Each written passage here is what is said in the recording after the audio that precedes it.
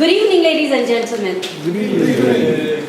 I am here to present hard, precise facts. Okay. Exactly 1,065,352 and a half years ago, there was this very handsome young man called Kuth. Kuth lived in a very cold country.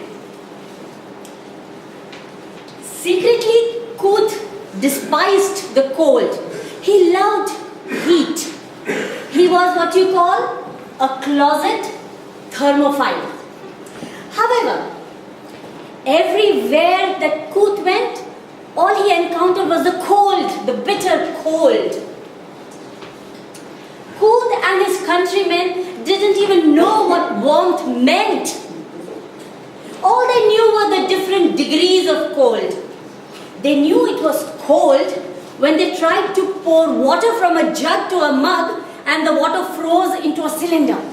They knew it was colder when they found that sound was traveling very fast. They could hear their voices echoing back to themselves even before the words had left their mouth. And they knew when it was the coldest. When it was the coldest, their teeth used to chatter so violently, most of them used to shatter and break into tiny sharp pieces. Now, it was Kuth's job to sweep the tiny sharp pieces into a landfill. Every single day, poor Kuth used to gaze beseechingly at the sky, praying fervently for relief or reprieve from that bitter cold. At times, he used to get so frustrated, he used to pick a big ball of ice and hurl it into the sky, so to speak, to grab the attention of the gods.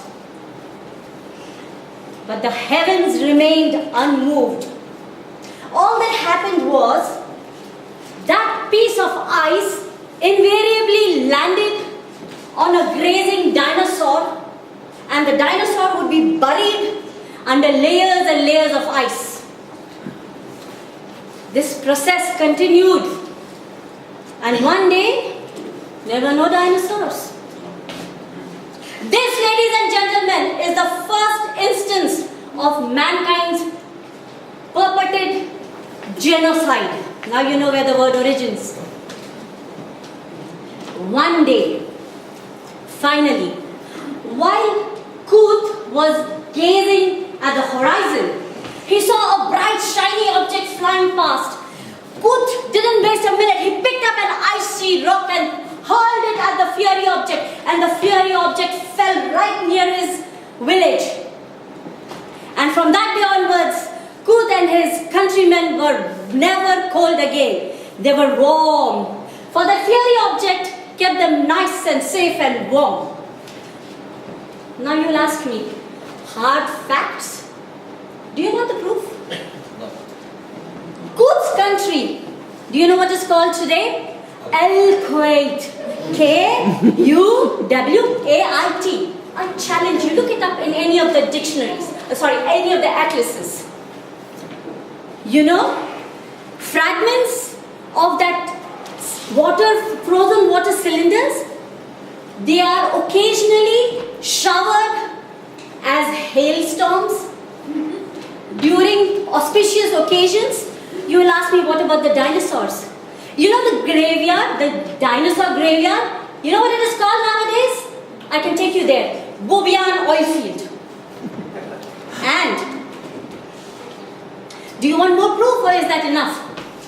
What about those shattered pieces of teeth, you will ask me? They have become a national state treasure. And do you know where they are kept? Under high security? In specially constructed big hollow spheres, 3 of them, and they go by the name of Quetas on the Gulf Street. Even today, Coots' 1,065,352.5-year-old voice reverberates, echoes in a ministerial complex in South Surah. Even today, the words are the same. My seer, my seer, my seer. Coot was last sighted on the 26th of February, gazing at the horizon with a water gun in his hand. You see, ladies and gentlemen, it might be a tall tale, but that doesn't mean it ain't true. Over to you.